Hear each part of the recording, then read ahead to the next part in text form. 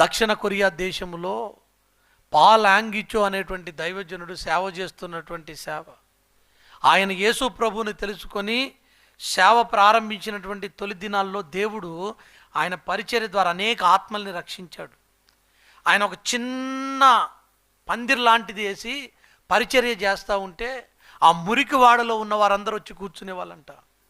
దేవుడి కృప ద్వారా దేవుడు ఆత్మల్ని నడిపించాడు, ఆత్మల్ని విస్తరింపజేశాడు.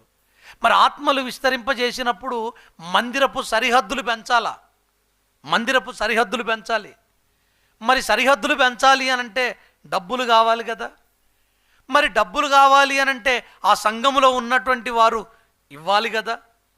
కానీ ఇవ్వడానికి వాళ్ళు ఏమన్నా గనులా అనంటే నిరుపేదలు వాళ్ళు. పాపం వాళ్ళ దగ్గర అసలు ఏమీ లేవు, రెక్కాడితే కానీ డొక్కాడని పరిస్థితులు. అలాంటి పరిస్థితిలో ఉన్న ఆ సంఘములో ఆ దైవజనుడు చెప్పాడు, దేవుడు ఆత్మలను నడిపిస్తూ ఉన్నాడు కాబట్టి ఈ పరిచర్య విస్తరిస్తబడుతుంది కాబట్టి సంఘమును కూడా మనము పెంచుకోవాలి.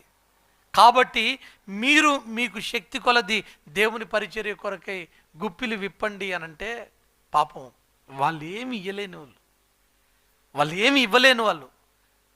కానీ చివరికి వాళ్ళు ఏం చేశారో తెలుసా?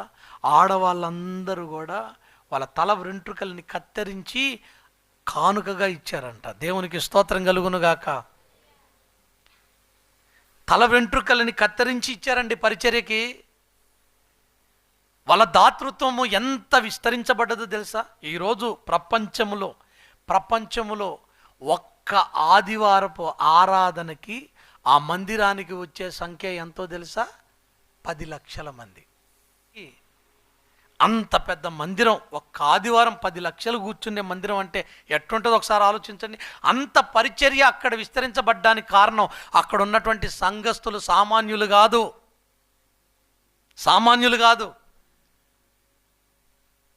బహుగా వారి త్యాగం, వారి దాతృత్వం విస్తరింపజేశారు.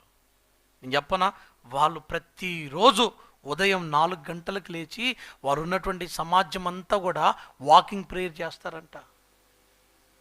ప్రతిరోజు 4 గంటలకు లేచి వారున్న సమాజం మొత్తాన్ని ప్రతి వీధి తిరుగుతారంట. ప్రభువా ఈ ఇల్లు దర్శించయ్యా, ప్రభువా ఈ ఇల్లు దర్శించయ్యా, ప్రభువా ఈ ఇల్లు దర్శించయ్యా. ఆ వీధి ఎంత తిరుగుతూనే ఉంటారంట. నేను చెప్పనా, దక్షిణ కొరియా దేశం అంతా మారిపోయిందండి. స్తోత్రం కలుగునుగాక. నీ సమాజంలో తిరిగావా ఎప్పుడన్నా? నువ్వు ఉన్న వీధి తిరిగావా? లేదు.